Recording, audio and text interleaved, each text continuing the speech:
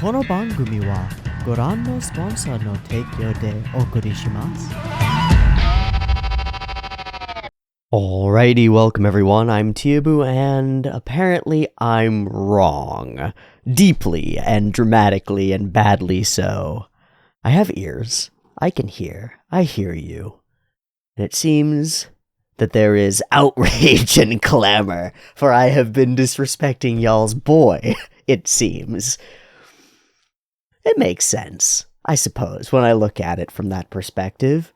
Bloodbending can be powerful. I don't really know what we're working with here. Maybe I've overstepped. Maybe I've jumped the gun. But at the same time, how possibly could this normal humanoid lad match up to demigods like Geto and Gojo and Mahito? Let alone Volcano Boy and Ocean Squid. Well, maybe he can. Maybe we're going to find out. There are plenty of moving pieces that have been set up in the last episode, but purely from audience responses, I am quite confident in guessing that today's focus will be Choso, who has a grudge to settle with your boy Yuji. I'm pretty confident that even if this is a tough showing, that Yuji comes out of this alive and Choso doesn't. If I'm totally dramatically wrong, I'm going to be really excited about that, because it will demonstrate, for the first real time, I think, the powerful coolness of our power system. We got some tastes of it in the sort of inter-high competition stuff, where we watched people able to counter each other rather dramatically, but not in like a real combat circumstance. Most of our countering so far has just been being fucking OP, or awakening to your entire Buddha nature and your godhood right before you get murderated. Which is pretty good, I can't knock it, but that's not quite the kind of power system countering that I would expect. Here's what I maybe expect. Choso's probably pretty versatile. Bloodbending, it can work at range, it can work up close, you can manufacture stuff out of it. I think of a character from Blockade Battlefront who makes swords and weapons out of their blood. Actually, I think a number of the characters do. I think that's the whole point of the phrase, of the title of the thing. Or Soul Eater, where there's some stuff that's similar, I think. Not sure. Manifesting weaponry. Throwing blood at far distances, blood bullets, keeping your kid at range. It's totally doable. But I still just don't see it. Here we have the chosen one, the anti-chosen one. The man with the darkness inside him, your boy Yuji, who's clearly got some crazy super strength, beat-em-up powers, along with the potential to unlock insane Sukuna stuff. Although that's not under our control particularly, which is a bit of a wrinkle. I don't know. It feels like a Batman versus Superman thing, but I don't have all the information. I don't know about all of Superman's powers. And so I'm going to be that idiot who's like, yo, Batman could totally take Superman. It's no problem. And somebody's like, do you not realize that he's invulnerable and has heat vision? What the fuck are you talking about? So, oh, shit. Right. So we're just going to have to see. We're just going to have to see how the fight plays out. And I'm going to have to wait and see if it's as exciting as I hope it will be. Because there's been some hype and some build-up for this. It's hard. You know, I try to stay away from hype about particular episodes because it raises my expectations in a way that can be deleterious to my overall experience of the show. But sometimes you can't help it. And sometimes it hits right. Sometimes it hits right and I get just enough hype out of the audience being kind of fervorous about the next one. Oh shit, it's coming, we're gonna get there, it's gonna be here. And that's pretty exciting sometimes. So I'm pretty excited for this coming episode. I'm thinking that we might get a bit of a banger in terms of animation and overall production. So I've got my having fun goggles on, and I'm gonna keep them on. I'm gonna do a little drawing, see what I come up with. I know what I'm gonna come up with. I wanna understand his face, his character design, because he's got like a weird line. Yeah, he's got like a weird line that's sort of like quarterback paint, but it goes all the way across. It's really straight too, so I guess I'm actually going to use a ruler for this. In the sky, Daddy sang bass, Mama sang tenor. Me and little brother, we jump right in there. Oh, I should have dropped that. Me and little brother, we jumped right in there.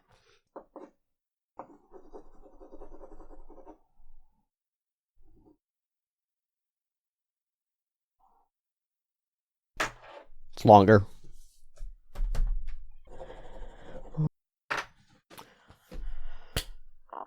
That vibes for me. That vibes. That's fun. That's cool. That's a face. It looks pretty goofy back there, actually. All right, now with the when the mouth is visible, it's less goofy. I feel like when the mouth becomes invisible, it just looks very silly.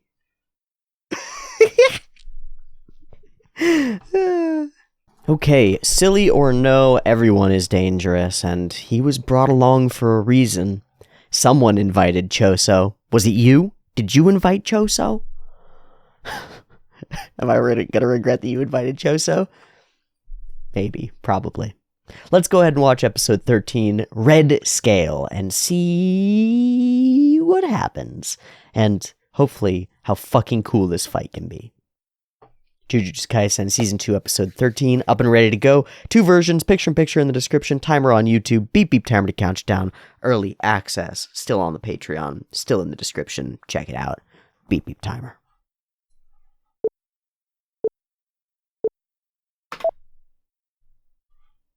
Oh, we're Monogatari now. Do not walk. Oh, do run. Yuji? Boom. Yeah.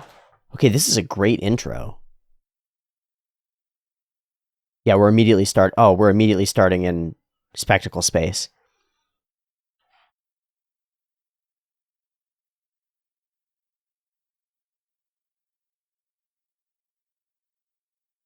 Like Attack on Titan.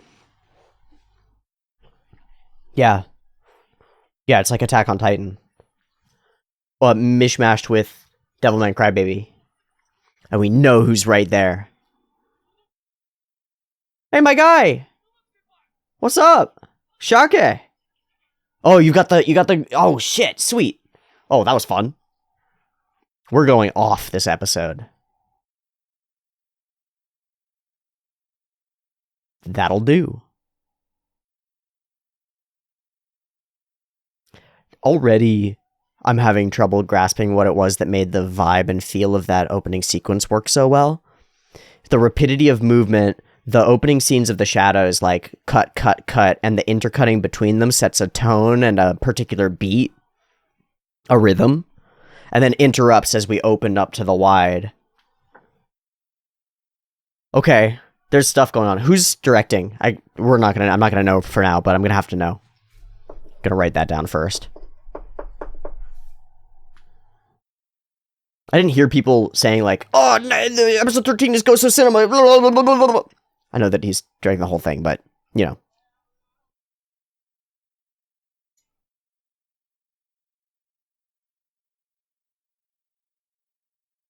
Oh yeah, fucking Toji exists. Holy shit, that's so whack.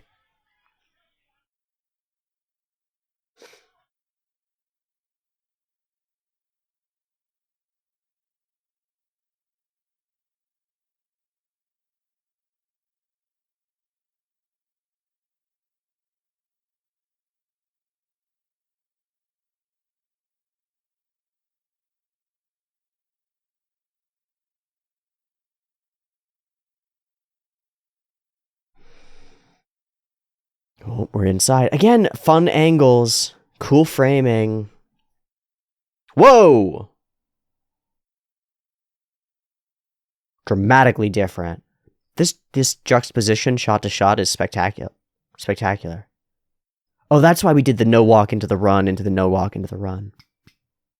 And then these 3D background spaces. We've set this whole space up for CG.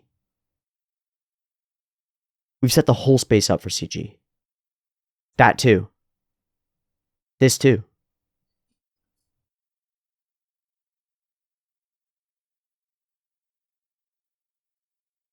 Click. Click. Click. You are airborne, my guy.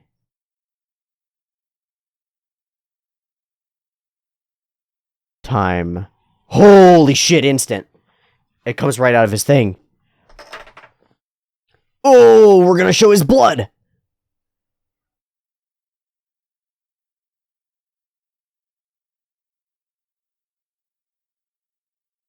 Okay. There are only some compressible parts of blood. Oh!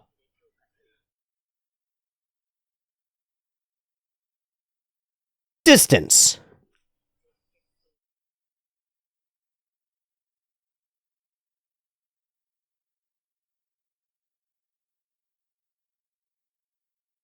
Oh, he can just laser beam it.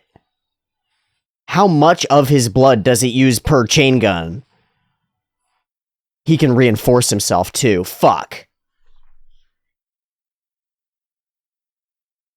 Oh, our color scheme has just gone cyberpunk. Green, red. Green, pink. Holy shit. Yeah, right out. Yeah, cyberpunk again. Double light. Whoa, whoa, whoa.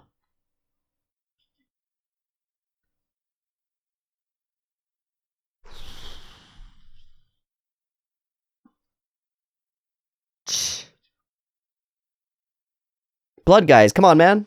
Yeah, blood guys.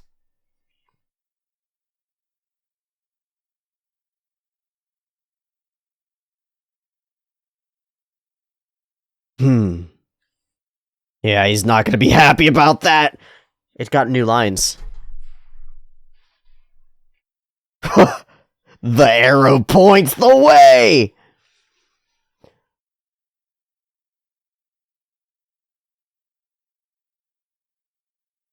Oh shit, that's why we did the CG space. I knew it, I knew it, I knew it! This is a new one? What is this? What is this, my guy?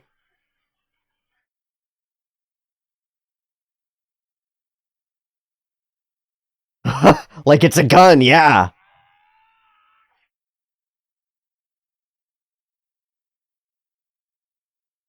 Oh, fuck. Okay, he has incredible control. Yeah, he's insanely dangerous. And we're going all out on animation. Whoa! Whoa, it changes texture too. Oh my god, Chosa, what the fuck? He can use that too. He's gonna smack you into it or something. Fuck!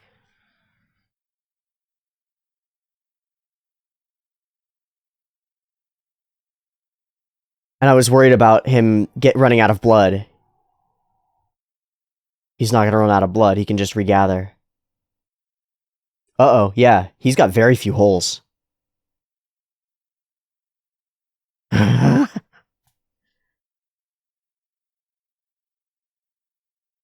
Uh-huh, and at distance, he's death.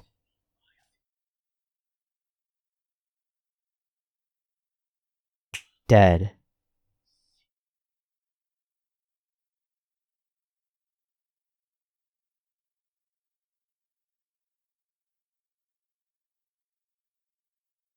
Makes you a target.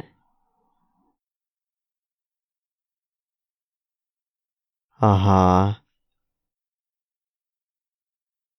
He's gonna instantly move. He's going for the landing point. Oh, fucking hell. Yeah, but he can just whip that fucking thing. Oh my god, that scene was awesome. These are next level. These are so next level. And then it's chain gunny. But there's more. Fuck! Oh, fuck, he set you up. Fuck! Little bouncing Betties. Ah, shit! Making weapons. Oh, that's fucking awesome from Yuji. He went straight through that. Red arrow. No escape.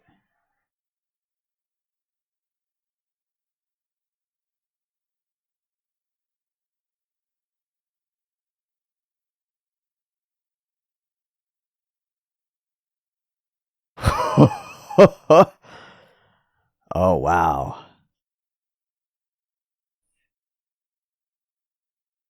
It's a real problem. Discs? Oh, shit. Mechamaru? Mecha Boy! Oh, he's alive! Holy shit! Oh, okay.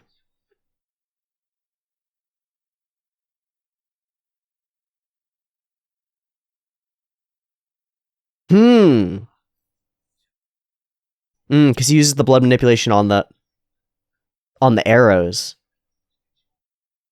Oh, look at that! Look at that! That's so sick! Ah!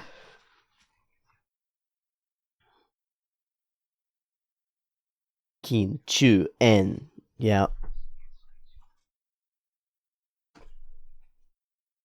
Fuck! This is so stylishly cool.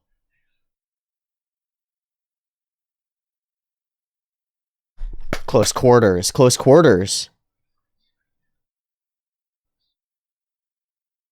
It's better than now. He's gonna die for sure if he keeps doing this. Oh! Oh! Oh! That's OP, Choso. Okay, I was wrong. Makes it a perfect trap. That's what you want, though.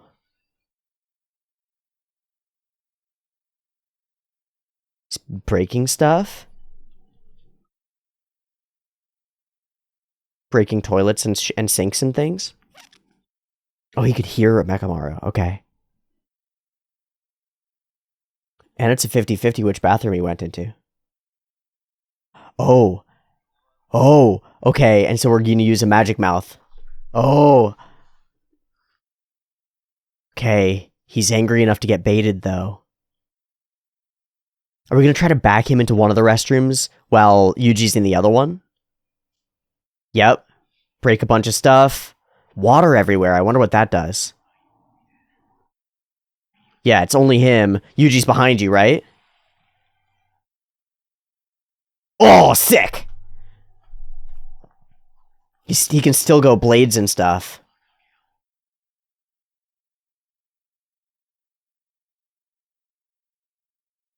The rain and water doesn't seem to affect. It just pitter-patters off. Mechamaru!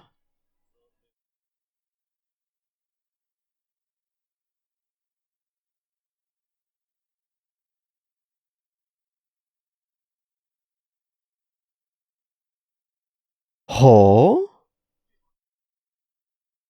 How?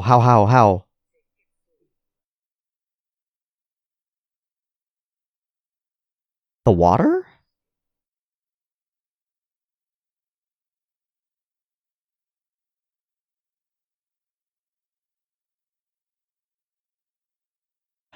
Oh, they lice! It lices the cells! Holy shit!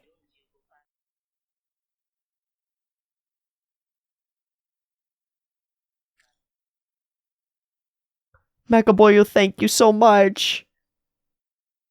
And now you're on the way out.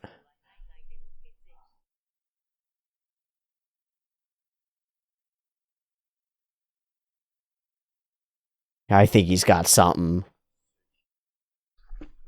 Red scale.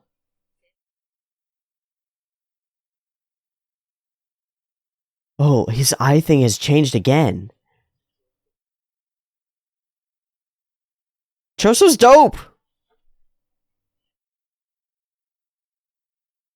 Yo, you gotta just attack, man. You don't have time. You got an instant of an advantage. And you're hand to hand. Let's go. That's a lot of blood. Okay, we're hand to hand. We're ready for a fight now. That's the timing being set. 1, 2. And we're build to it. 3.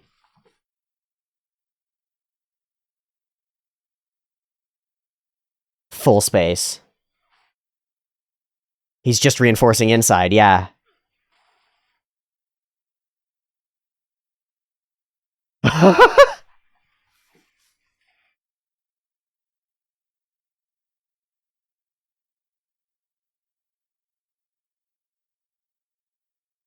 Oh, yes, yes, yes.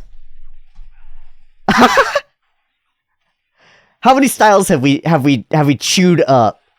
Oh my god. Oh my god.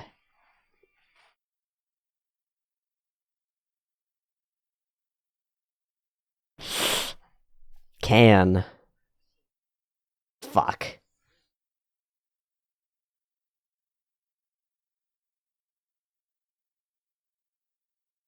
Oh shit, he was holding it in.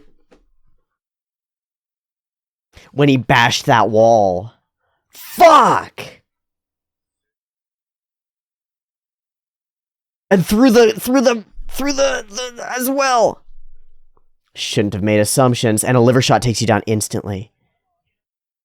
Instantly. He's down. He's down. No.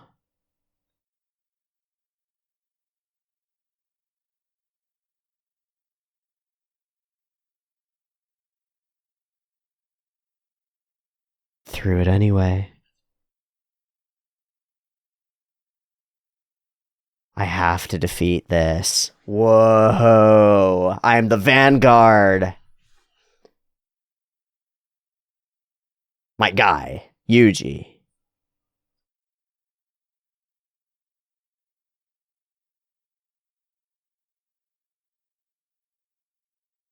He's powerful. Okay. And so you won't get another chance. You gotta do something else, Choso.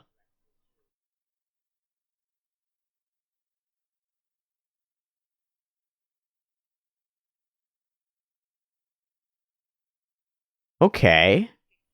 What are you doing now, Choso?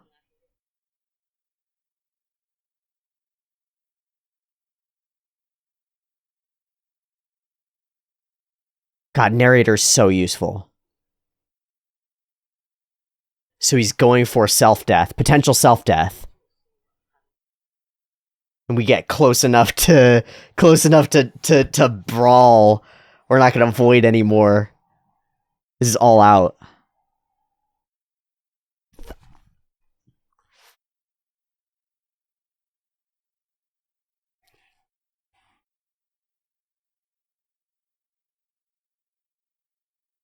We dropped away from all the impacts to just show the feet.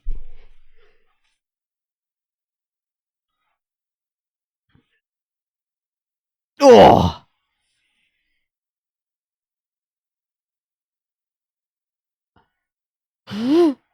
Careful, he might be able to pull that back.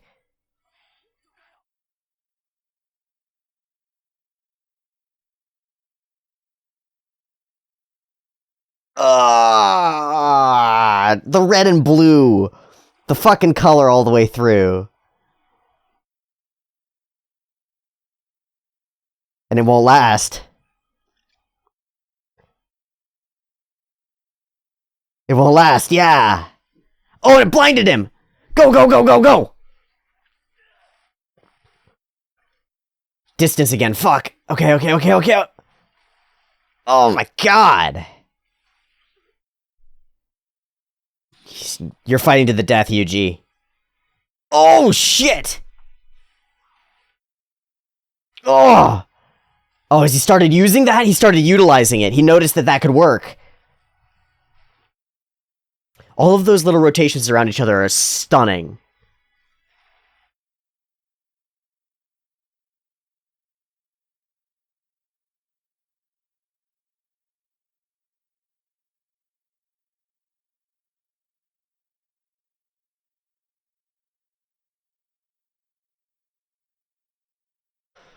Uh-huh. Oh! The hand block!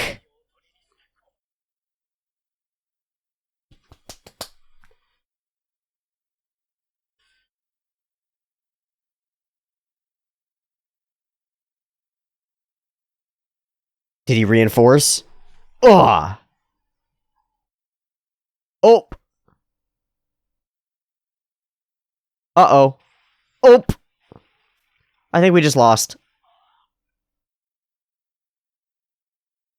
Oh, he reinforced all the way down. Son of a bitch. He baited you. Sliced all the way through, just like the don't walk sign. Damn. Yeah. He is a little different.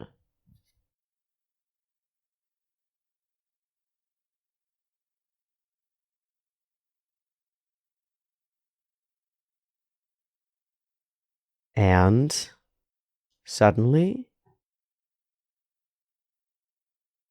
I thought you might wake up.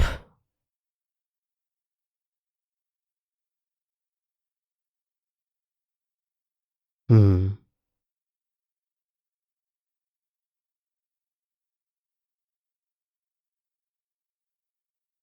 Hmm. What? What just happened?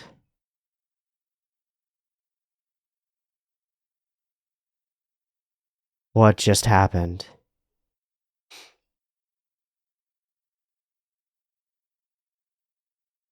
Blood and blood spiraling.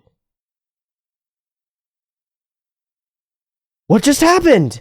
Choso! The thrombosis. The thrombosis. He fucking lost his gourd in the moment that he was gonna deliver the killing blow. Whoa, no, I'm wrong. Okay. What the fuck is happening?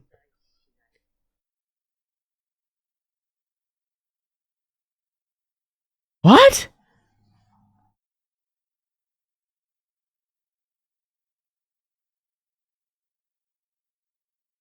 We're in film grain otherworld. Where there were cute dogs and stuff before. What?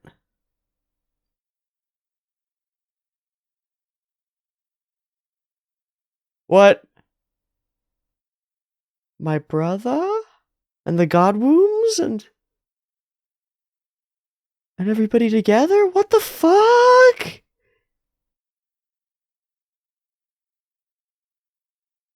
Dude has a blood clot, right? Like...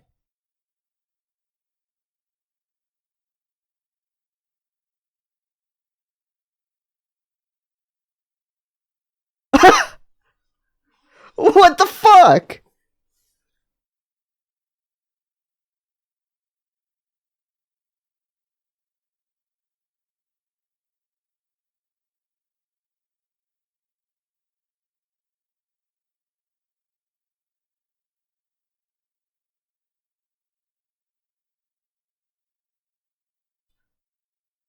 End scene.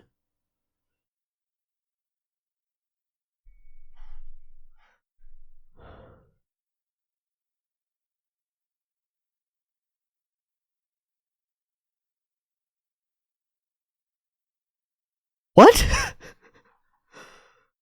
Choso, what happened to you, my guy? You won!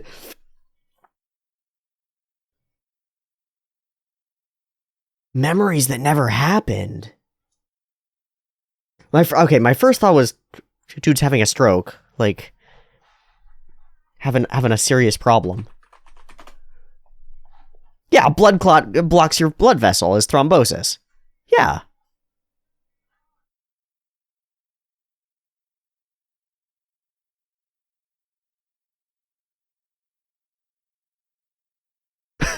That totally took the wind out of my sails for the episode. There's so much to talk about, but that just like walloped me in such a strange way. What a weird ending! That's so weird! Oh my god.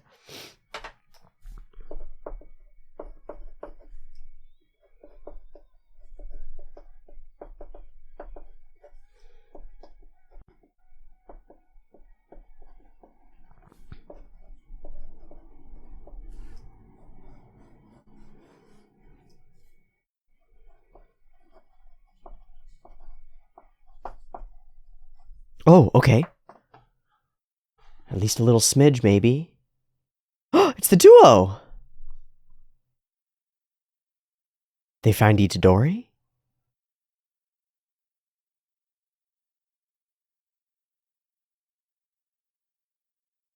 Whoa.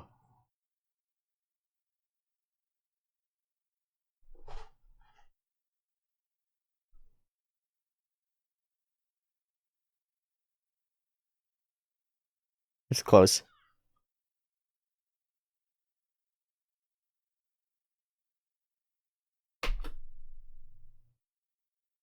The duo has gone and found him, and they are not happy with new Ghetto inside old Ghetto, and are people who've been there for the whole time,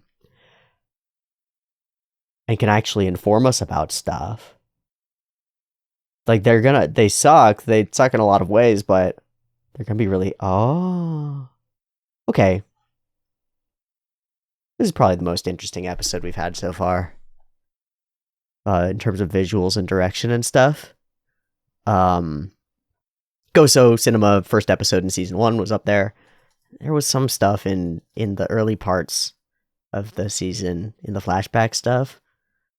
But this transcends to be a set of really, really interesting decisions. A coherent whole, with the exception, I suppose, of the very last moments that are directly incoherent, which makes them work. They work. Symbols throughout are spectacular. Basic, blue-red. That's our core symbol throughout the whole thing, is blue-red. But we don't do what I would expect there, which is to assign Choso red. I did wear blood red today for a purpose. Instead, we assign Choso blue and Yuji holds red. Except when he's lighting up. And we switch it a couple times, but for the most part, it's held straight. Blue-red. In, out. Close proximity.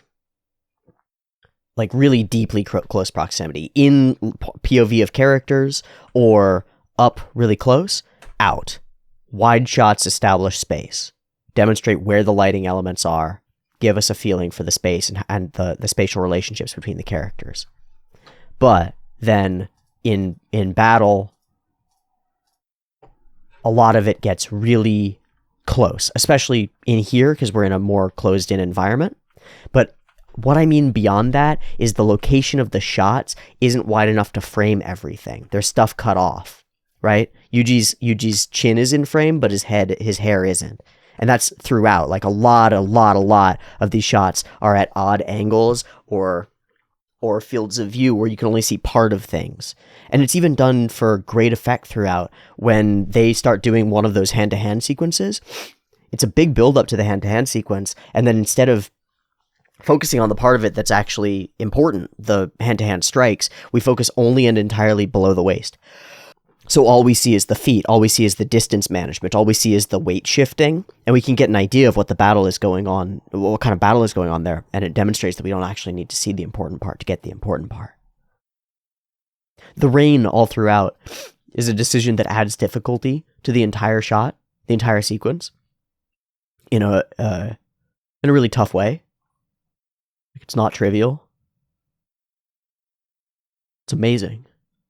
The general animation on blood being thrown at things and then peeled off of them is kind of like nothing that I've ever seen, except in Blood Blockade Battlefront, where similar things also happen.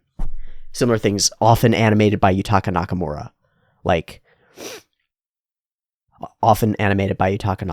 And well and truly, and I think correctly, considered some of the greatest pieces of animation of all time.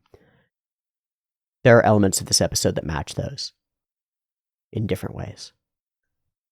I don't know that I would necessarily say that this episode is one of the, it's up there, but is one of the greatest pieces of animation that I've ever seen.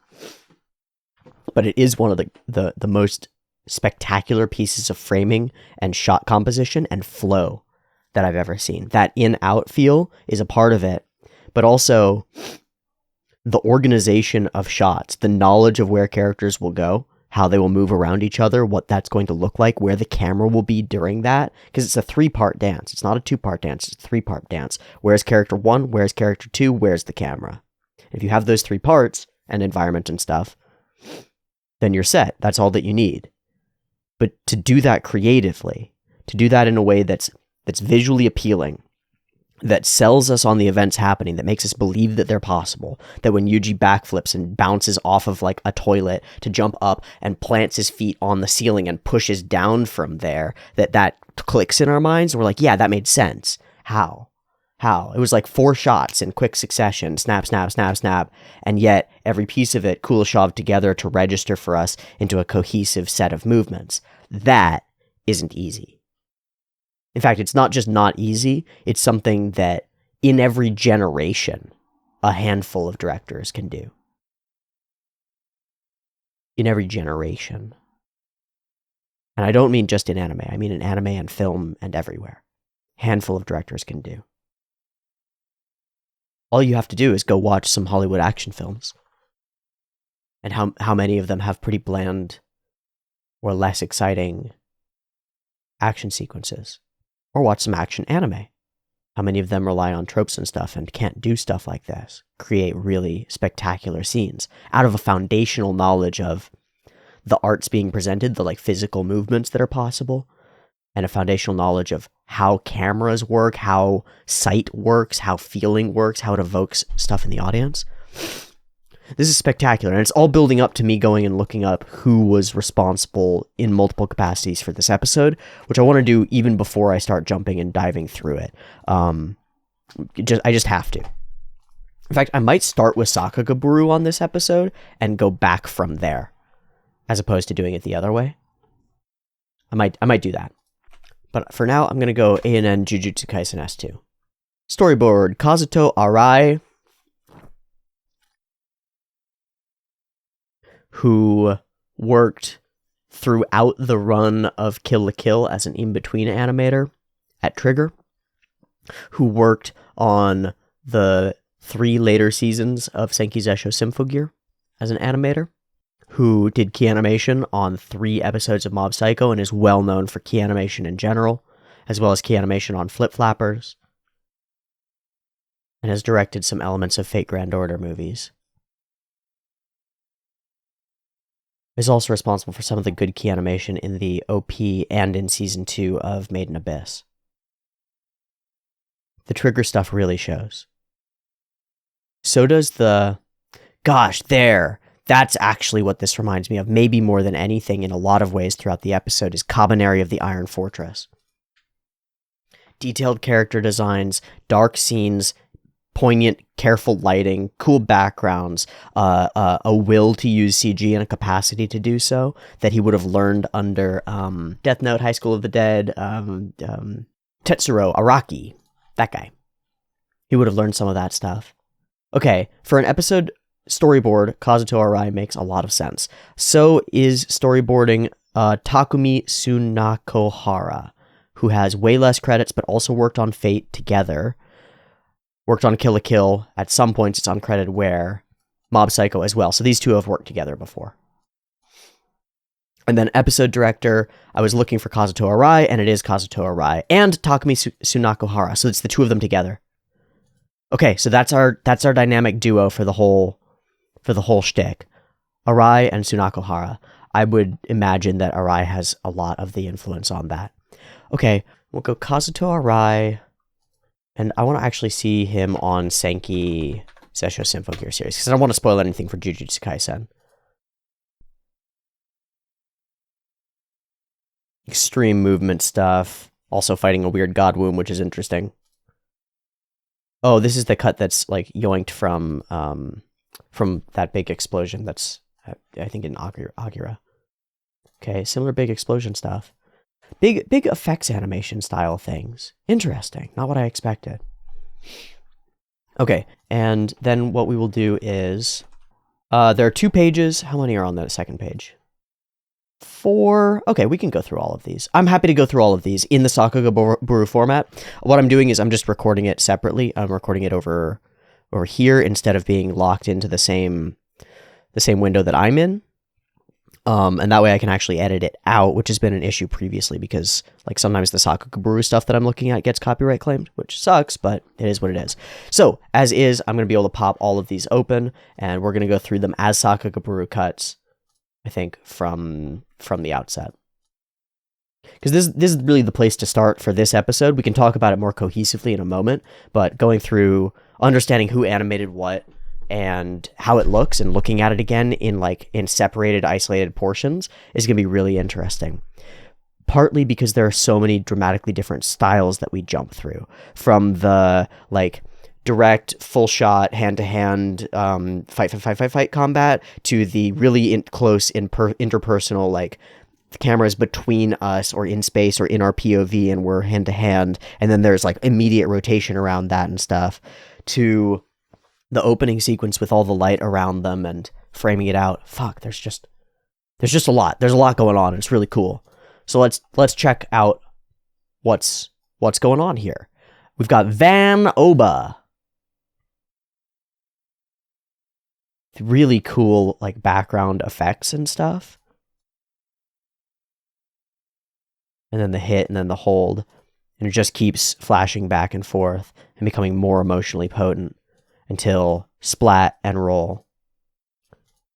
These moments where like things happen and we go slow-mo enough that we can understand what's going on and then jump into action immediately. Wham! Register, pow! Smash, bang, bang, bang, bang. Really cool. Okay. Kazuto Arai as we look around the corner, and this is where this gets blasted, right? So that makes sense with what we just saw of the like Symphogear cuts from Arai.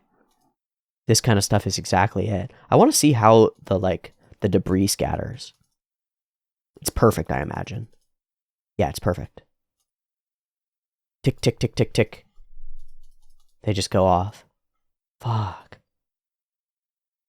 And then striking visual language in the simple shots of the episode as well. In fact, when stuff is moving, it's almost hard to track because there's so much going on, to recognize that everything is edge lit from different directions in red and blue to create particular emotional effects on the order of the kinds of emotional experience that you get when you have really color-coded characters fighting other really color-coded characters, like in magical girl shows. A character's whole everything that they do will be a particular color. It'll all be pink, and everything that they do will be pink, and all the light beams that they do will be pink. And so whenever you see pink, you think of that character, and you're like, that's that character, and it makes sense to you. And whenever that character or anything evoking that character is on screen, there's pink on screen. And then you can put that on different backgrounds. It creates different emotional experiences and like ties you into the thing. Same here. We're back against a wall, but we edge light Yuji with red. We know who we're looking at. It's got a feel to it. It's got a vibe. And part of what we do over the course of the episode is like Choso controlling light, changing dynamics of the space, creating more sparks and more chaos and stuff. Whee! Holy shit. Just the physical look of all these background elements is fantastic. So this whole space is Kazuto Arai. Again, feels sort of Symphogear-y, but dramatically feels like Kabaneri of the Iron Fortress or Attack on Titan to me. Or Devilman Crybaby, just because of particular vibes, minus the like overwhelming color. But the monsters just wandering through the streets, it's a zombie movie. Suddenly we're in a zombie movie. A horrifying monster zombie movie. And it nails it. It manages to steal from a variety of cinematic experiences, from like the deep history of kaiju movies and stuff to solid hand-to-hand martial arts movies and martial arts film for a lot of the stuff, to just a really deep understanding of animation and some serious and definite and very recognizable triggerisms. The color scheme in particular, like that whole sequence could be right out of Cyberpunk Edge Runners. The use of colored lighting and the flashy, smoothy, jumpy. It's like smooth but jumpy, especially in the opening sequence of the episode. Sort of smooth but jumpy kind of animation. Fuck. The colors and the lighting in the background are so sick. All of the effects stuff is immaculate too. All the blood looks so much better than I could have expected it would. It looks so very good. So we do blue edge light Yuji here, but it's mostly to create contrast with the red, as Choso is in control of red for now. This whole scene is Kazuto Arai drawing blood turning into like peeled cellophane film or like saran wrap getting...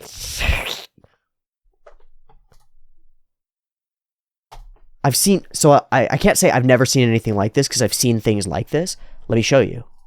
I'll just show you. Again, it's Yutaka Nakamura.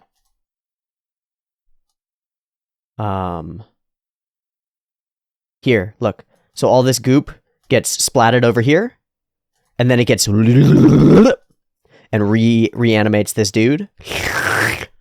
Stylistically, it's different because it turns into like individual goops and stuff. It doesn't turn into like threads of stuff, but it's in the same realm. Like this is on the same order of interesting shit. And I will also mention that I think the majority of the cuts we've looked at so far were Kazuto Arai, just straight up. So Arai not only episode directed and was like key to this episode, but was actually drawing a shitload of the stuff. And probably it couldn't have been done without somebody in both the chair and performing the actual animation work. Fuck, man. What a surprise, these little blasts. The little scatter off to the side is it's so perfect. And then here's our stab into kick. What's amazing here to me is how well these pieces flow together, okay? So let's do a quick breakdown, because this is a great shot to break down. Because it brings us into that way too close up space to make sense, and yet it all makes sense. So let's take a look for my own purposes as well to see how this is woven together as a shot to give us all the pieces that we need. Because we get these wides here, right? Shit explodes. And then I think almost every shot from then on is so close up that it's just a hand or just an expression or just a tiny little thing. So except once we jump out and show like the axe kick from the back. So let's take a look. Here we are semi-wide. We're demonstrating the whole of the environment and what happened, blam, blam, blam, and we triple cut it, right? We show it from 3 different directions as the explosions go off. Once that happens, we show the scatter onto the floor. We've got a very close in, isolated, it's this small, right? Like locked in on a hand shot as he creates the blade. Blade manifest, funk. And we're moving camera in these shots too. Like these are not static. When he does this, our camera moves with it and follows him a little bit. So it's got punch. And then from the same shot, it crosses over. Wham, and crosses over his body. So we go from solid static to it goes faster than our momentum can carry, and then we try to keep up with the camera. So it's like, oh, what was that? It's like something moving too quickly for you and your vision can't quite track it. And then it catches up and tracks it, and then we're already to the place where it's going to impact, and we're locked in another super tight, tiny frame. A shoe. Wham. Slice through. Oh, he sliced him twice? He did! Holy shit, I didn't even see that he sliced him twice. He stabs him through one foot, and then the other, and then tries to hold and pin him with that one, I think. But Yuji kicks up immediately. Scream. So an expression. Looks down and registers what's happening, and then kicks straight up. Wham! Bringing the back of the blade straight towards Choso's face, because we're now POV as Choso's stabbing it down into him. Choso reacts to that, pulls back just in time, or blocks just in time. There it is. And then we get wide to establish the scene. Outburst. Bright yellow. Totally different color, right? This color, except as a bare accent, it's just right, like in here. This color doesn't exist in the scene until here. So we've established a scene with a bunch of glowing blocks around it that mean that as the scene goes on, we edge light from light blue to intense yellow with light blue here, right? But intense yellow and then deep red as we move further along the sequence. The majority of this sequence, though, is little things. It's like 4 manga panels. It's Choso makes a blade. It's Yuji gets stabbed in the foot. It's Yuji kicks up. It's Choso reacts. Plus Yuji reacts. Plus Choso swings blade. It's like... So now that's one scene. Yes? It's one bout. That's one... Right? It's one interaction. You watch fighters, or if you fight, you'll see this all the time in like a real fight. Go in, there's an interaction, there's an exchange of blows. There's a like, what am I going to do? Well, I'm going to feint, dodge, throw across, like whatever it is, and it'll be a whap, whap, whap, whap, whap, and then you distance again, and you're like finding another opening, finding another opportunity. That's throughout the episode, and it creates this cycle, this waveform that pulls us in, this roller coaster that brings up tension and drops it, and brings up tension and drops it. And every time it brings up the tension, it expands a little bit more, and it drops down, and it expands a little bit more, and it drops down, but some of the tension remains. So the whole thing builds up to a much bigger climax, and then eventually resolves, right? So the whole episode is like one big curve that builds to this climax and then resolves toward the end. And then every episode in a well-structured show should have something along those lines. Maybe a slightly slower curve sometimes to function over 2 episodes or something like that, but basically every episode should have a beginning, middle, and end and some kind of a climax to it and something exciting going on.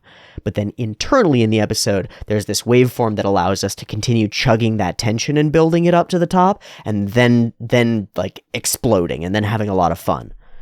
Here's what I'm going to say about that. The show that does that element of show making the best that I have ever seen, in my personal opinion, is, anybody guess it?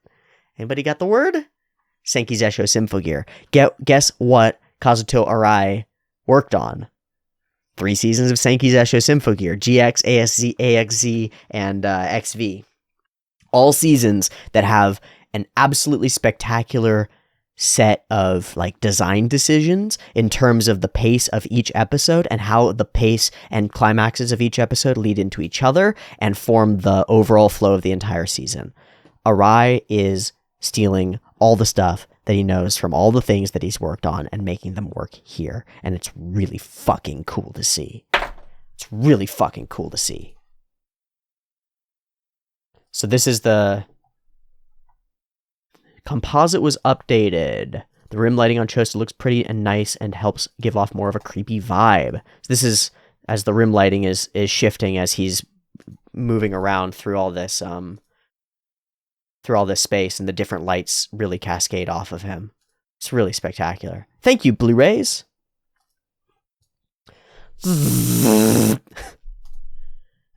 So yeah, I guess as soon as this power gets revealed, it's immediately apparent that Chosa is a problem.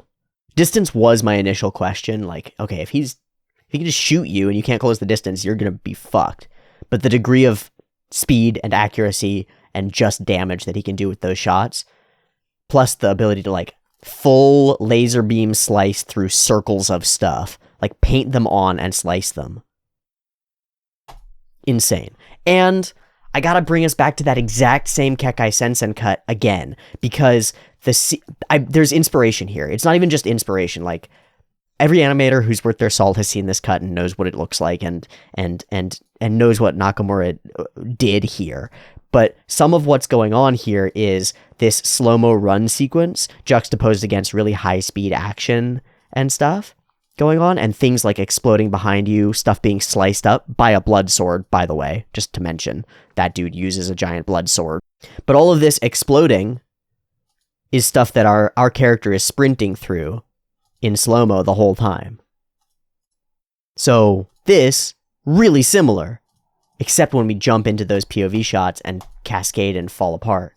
So, recognizable as soon as we started doing the setup shots for the environment, the whole environment has been CG enabled, has been created as a CG sequence. And that immediately comes to bear here when we drop into first person and we start doing this blending where we're doing 2D for the characters' stuff in front of, hands moving in front of the frame. But all the floors, all the walls, all the stuff, CG, and then we jump back out of it. There's more in a different space as well. And then I really wanted to see this moment where he gets enraged. He gets called out by Mekamaru, his face lights up, goes bloody, and then we dive in through his eye.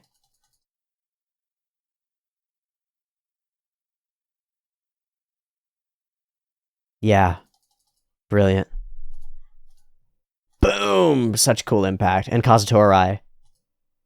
So we're using blue on Yuji at start. That's pretty interesting. I love that it's got like a full Gatling cannon. And I love the symbolism around signs and symbols. It's very Monogatari-y. I'm glad that I said that as the first thing that I said when I started seeing the episode. It's very Monogatari-y. And over the course of the episode, well, Choso takes away exits from Yuji, right? He takes away the lighting around you, takes away your ability to see, and he takes away your options, your exits, your pathways. You can't go that way anymore. And then it's used else in other ways too. Like it's used as an emotional anchor when the red light gets knocked off the wall and falls under Choso's feet and directs him straight forward. It's like, now you fucked up. That was the only confirmation that I needed in order to murder you. Holy shit, more Kazuto Arai. And this is what I meant by that, like, that clean but jumpy sort of animation. Smooth but jumpy. It's also kind of silly. Whee! Boing, boing, boing. But smooth but jumpy. Boing, boing, boing, whee! Super sick. And matches these backgrounds amazingly. Or contrasts with them. They're so realistic, so it's hard to say. Junie! Okay, so I was informed that there's something that I'm supposed to watch regarding this. This is that opening CG cut as he comes in here. Realizes that Mechamaru is there, blasts Mechamaru, Yuji is there. I'm only skipping around because I have to, okay? Because copyright. He realizes Yuji is there, collapsing of the power in the hand for a big old punch. And it's something, but it's not enough. So this really establishes our space with this, especially with this shot, okay? Our space is fine. It's whatever. It's established here, but only from a POV, which is very limited. We don't get to really see it. And then it's a couple of flashes around as we're glancing around the space.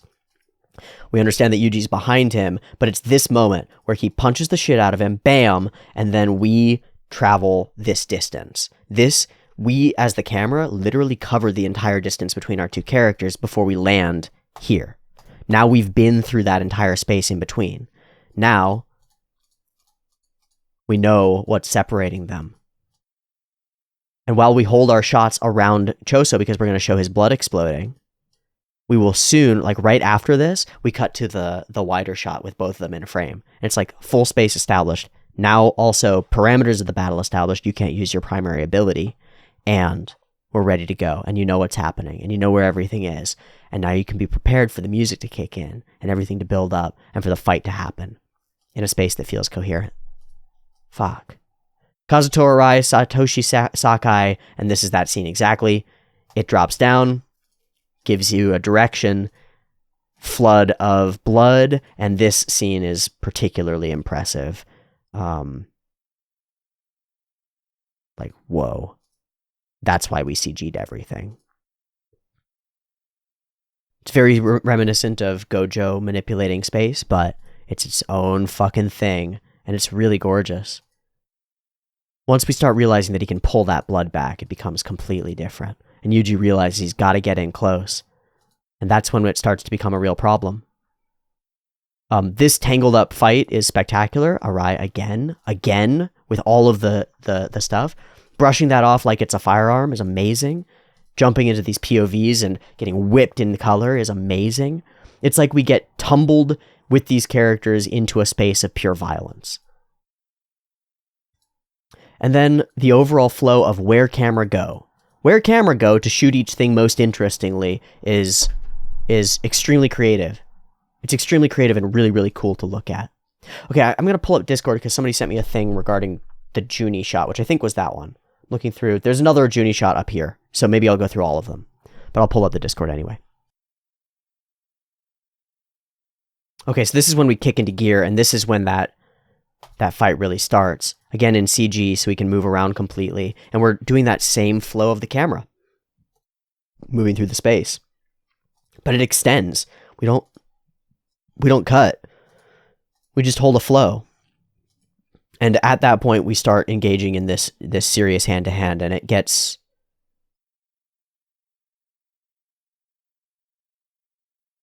Well, it gets amazing. For 3D blend, for the movements through space, through the interactions, for the interactions with the space and use of it, for the rain and water effects that are everywhere and make everything exponentially more difficult to animate, I think. This sort of becomes transcendent and should be on that list for the hand-to-hand combat pool. It absolutely should be. Hoodie Boy and Van Oba. It's a mixed match. Another style with that CG stuff and the flip around things. How does it even work? How does it work? How is it that this whole sequence is coherent? I don't know. That lighting explosion push is so good. It's like firing a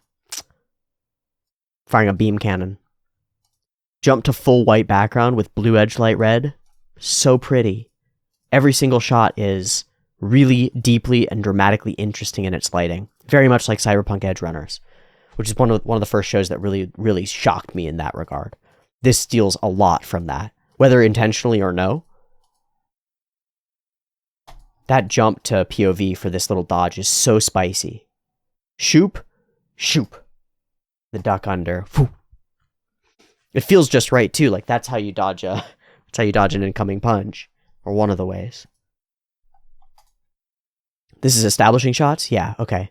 So establishing shots into the big jump, and then the moment of suddenly, before he can even hit the ground, not only recognition, but the camera spins in and locks. It's like, it happens to us and it happens to him too. As his eyes narrow and become like focused, so do ours.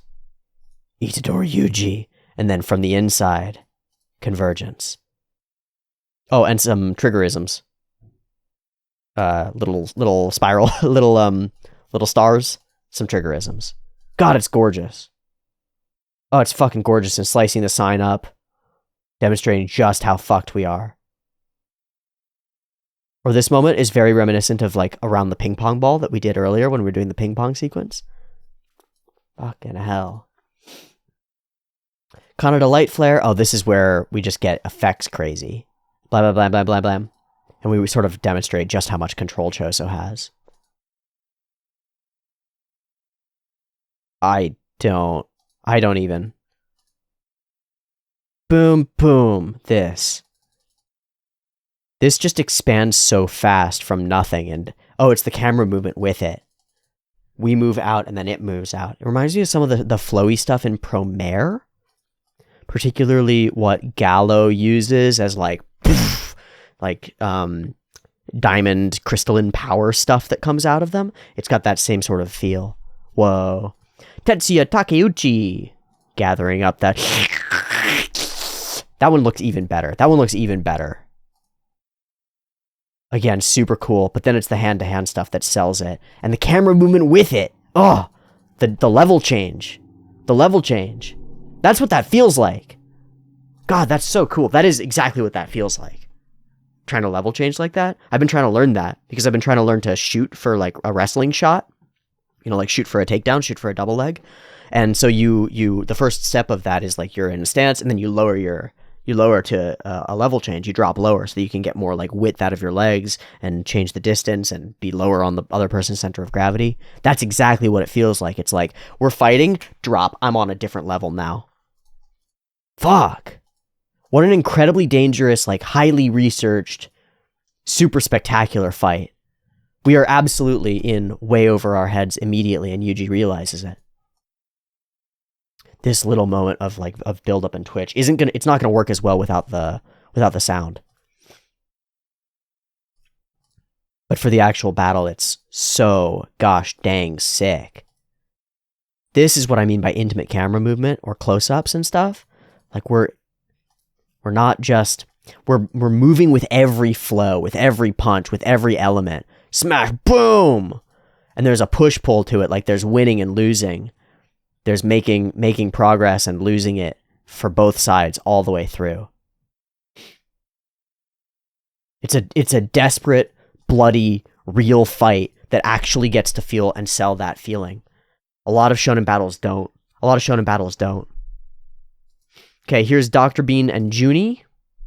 I assume that this is the cut that I'm supposed to look at. This is the big wham that he does toward the side with the flip. Bam. But it doesn't feel right. Gosh, those scenes from the sides are so sick.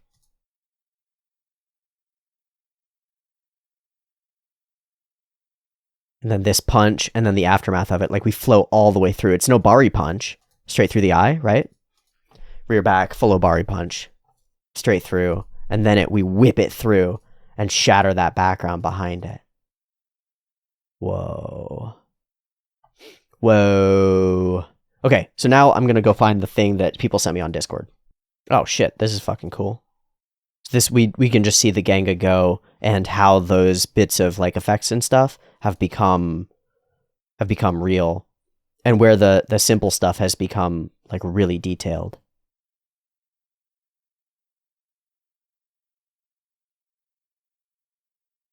Bam. Wow. Doof, doof, doof. And then the slow-mo added. Timed out, held. Oh, done red. Almost inverted. And then that like gathered up into a Bari punch. There's that big sweep across, which is spectacular. So it was that previous shot. Crunch. Ready. Yeah, you can see the corrections that have been done. Like, it's so much more crisp and coherent here, but the base framing is obviously here in the Genga and like really good.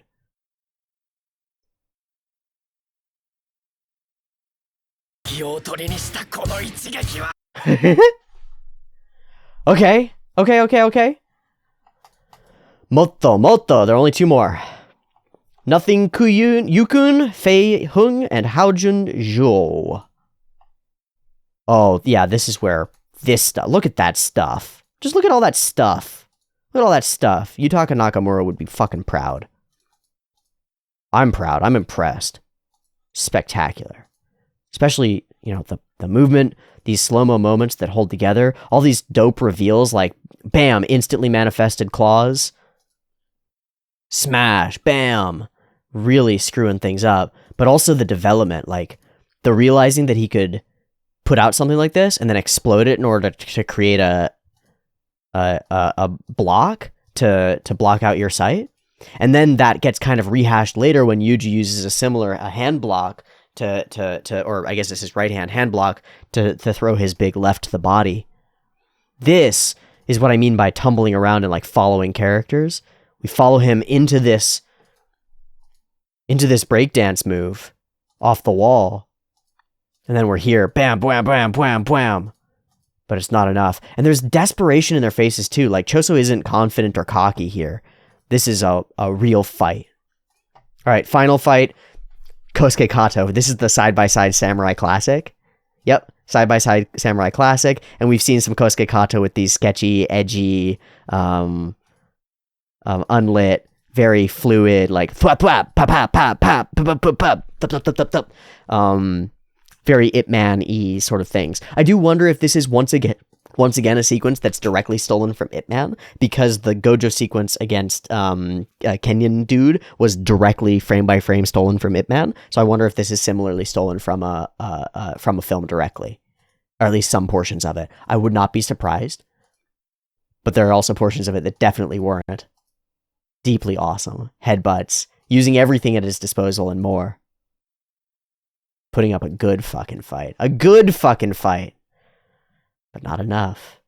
Not enough for Choso, the boy.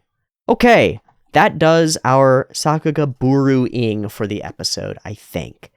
Next up for me is going through, and we can skip through most of the individual cuts, like that are cool Sakuga Buru, and instead I can talk about the overall composition and flow of the thing. Our opening sequence is one of the best establishing sequences, period, in Jujutsu Kaisen, but also period. Starting with symbols that have unclear meanings and then revealing their potential meanings over the course of the episode is a really cool idea. Don't walk, he's running. And we're snapping back and forth. It gives this tension, it gives this sense of time. And then we come up over and reveal everything, and it's hell. Welcome to a hell. Monsters awake, monsters everywhere, people getting eaten. This is a monster movie. Overwhelming, but then we've got a friend, so all will be well. Hit us with some cool cuts. Smash, bash, bang. All of this opening sequence just is that first portion of the upward curve that builds to the first climax, okay? It's the first portion of the upward curve. All it does is let us know, here's our baseline, we're moving up from here. That's what this does. We're moving from not being able to see our character to seeing our character, not understanding what's going on to understanding what's going on. And then once we understand what's going on, not being able to do anything about it to being able to do something about it and knowing where we're going, and then actually going and doing that. That's the beginning of that upward hockey stick curve. Then comes in specials, which is dope, and then we drop in to literally dropping in. So now we slow down a little bit. We hold and we establish our space, because it's really important to establish our space. And that's where our character drops in, and that's where our curve starts to really like kick into gear and accelerate. Wham, slow-mo in, slow-mo in, slow-mo in, and we saw this scene accelerate. Suddenly, 1,000 miles per hour. We're in this part of the curve. We're like going vertical. We're going straight to peak. And it peaks out. Awesome animation, shit gets crazy, we reveal just how powerful we are, that the beam will slice straight through metal from far distance away, all the way from down inside the subway station, all the way up to there. Suddenly this is extremely dangerous, our camera is moving as much as it could possibly be, and more. Now we have a climax. And then we bring that down a little bit as the narrator begins to explain what's going on, and from that point we're in this constant push-pull flow, as our characters are in a life and death battle. And Yuji realizes that this is serious business. So we set up all our lighting stuff, we do a bunch of shot reverse shot that's pretty classic, and then we break out of it. Like, shot reverse shot that's classic is happening at the lowest end of our valence scale, right? This is the lowest valence information that we get. We're really high valence right now. Everything could be death. Maximally important. No escape. Fighting back. Fighting. Okay, now we hold. We drop it off. We get a moment to think. We get a moment to talk. Talk. Up to click. High valence again. The physical elements that act as starting line pistols are awesome. There's this. There's the drain popping up, the drain cover rising in the bathroom. There are a couple of things. That are like big acceleration points. The scene is awesome. Again, you're in his space now, and then in close with a really quite awesome piece of grappling. And a demonstration of all the powers that leaves Yuji really fucking rocked and really seriously in trouble. He does this awesome gamble with the timing thing. Takes the shot in order to dodge the shot and get in close. But of course, it's not a one-trick pony. He's got other options. The episode does say that Choso isn't very combat experienced. But man, he's got enough tricks up his sleeve that I would have thought he was. Back and forth we go until Yuji is taken down to the side over here and has to talk to Mekamaru, giving us something like a little bit of a lull or a break before he goes and escapes. And now we're in slow but tension building, right? We're building up tension again, ramping up tension again, looking around, smash, this breaks, and that's a physical expression that sets us into movement, right? It sets us into movement. Yuji attacks, big flurry of blows, knocked back. And now we're slow again, backed up against different sides, and we have more narration that needs to happen, more understanding of the nature of the battle that needs to happen. So, distance closed, we ramp back up as we close that distance further, and then we move into actually establishing a hand-to-hand quite close together. A different type of fight. So here, click, and it's those splashes that are part of it. And the music is kicking up into gear, and it flashes 3 times, and then it's go. Go, and the music hits perfectly. It hits perfectly. We talked about this in a different place where it's like, the music didn't hit it here, like the grasshopper fight. Come on. The difference is insane. Built for it, obviously. Full motion, incredible climax, max valence, high tier dope as fuck, smack, bash, fighting as much as we possibly could be. Wham. A climactic resolution, a bad situation, but one that leads to internal growth and a statement of purpose, the kind of stuff that really gets us going in shonen, gets us going in animation, fighting despite it all. They're both damaging each other. This is serious. Who will break through? And both of them are using such cool ideas and techniques and stuff. It's fucking awesome. The bright white-blue light from the background, the dark sort of red-orange light from behind Yuji creates our visual frame for everything. Accented, of course, by Chosa's own red blood-colored stuff. And our battle just continues. It's such a good flow. It's such a good roller coaster. Every bit of the actual mechanical execution is really excellent. Just the way things look are good. And they look like the things they're supposed to look like. And when they move in certain ways, they move right and well enough to evoke things. But what gets me is the glue. What amazes me about this episode is the glue. The way everything's melded together. The way it flows. The way it feels seamless. The way, if you're not paying attention, you just are like, whoa, that was the coolest fucking episode. What even happened? What was I even witnessing there? I know they were fighting and they were moving all over each other, but like actually using your brain to try to think, so Yuji flipped up above him and then spun around the bathroom handle of the thing in order to deliver a two-legged kick to his chest that sent him flying across the space, and then rushed him in order to get up close, and then Choso like backhanded him to protect himself and set a little trap, like actually figuring out how much of this was choreographed and planned and how carefully. Because choreography, when you're choreographing a shot that's a wide, for example, you know, the classic, two characters are fighting in an anime and we cut to up above them and we show them fighting. That's what we usually think of when we think of fight choreography. It's like two characters doing a dance together. This takes that to another level.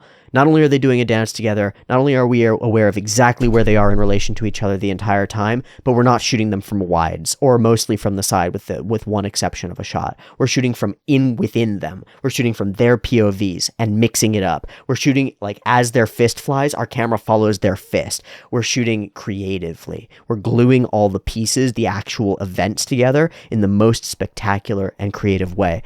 That is conveyance. That is taking a set of parameters for a scene. Chosa's going to do this attack in this way, and then it's going to have this kind of a face, the kind of stuff that you get from a manga. It's taking those parameters for a scene and expanding upon them and delivering so far above and beyond that it's just spectacular. It's just spectacular. What a fucking thing to watch. What a cool episode of anime. I said it before at a different time, and now I'm going to repeat myself. Welcome to the new golden age. It has its flaws. This golden age of animation that we're in, it has its flaws. The people who are responsible for it aren't getting treated super well. The nature of the churn of the industry and the way that it's integrated with streaming services has provided ample opportunity for lots of shows to be developed, but those shows have largely gone down in quality, but that will not be permanent. That will not be permanent. This is in the flood of crap that we have been getting and will be continuing to get as technology and access and capacity and desire and openness and the industry itself grows. More stuff will be coming out, and a lot of it's going to be a flood of crap. But from the gallons and gallons and gallons that we'll be getting, the cream will rise. There will be great, great works created here and now, in the present and moving into the future. And we get to witness them, and we get to understand where they came from. As we look back at older shows, and even the shows that I've only watched in these last couple of years on the channel, we can see this developing. We can see this emergence of a new generation of animators, of a new generation of those animators who were really high quality, moving into directorial roles, moving along in the industry and bringing with them the skill sets and the technological aptitude that they've grown. And then the new generation of web gen and technologically hyper adept animators moving in and being weaned, being fed, cutting their teeth on Kimetsu no Yaiba, on shows that are beautiful, on Hunter x Hunter, right? Having these backgrounds in the most spectacular and interesting pieces of media of the last generation. It grows and it builds, but there's a convergence of forces that has enabled an explosion of growth, and it is a great joy. It is a great joy to get to be able to live through it and to get to like apply my voice to it and talk about it and get excited about it, because I think it's exciting. I think it's exciting. This medium that I care about so very much, that I think is genuinely capable of delivering life-changing experiences to humans across time and space, regardless of opportunity, is growing and getting better. It's developing and becoming more than it was before in many, many multifarious ways. That is exciting. That's fucking exciting. And I'm so, so glad for you to be along with me for it and for me to be along with you for it. What a fucking joy. What a cool episode of anime. What a fight. What fun. Thanks so much for watching this week's episode of Jujutsu Kaisen. I hope you enjoyed it even a smidge as much as I did. We got real focused on this one. I don't know what we're going to do after it. Maybe focus on all those other things that we've set up. But I'll be here for it, and I'll be looking forward to seeing some more.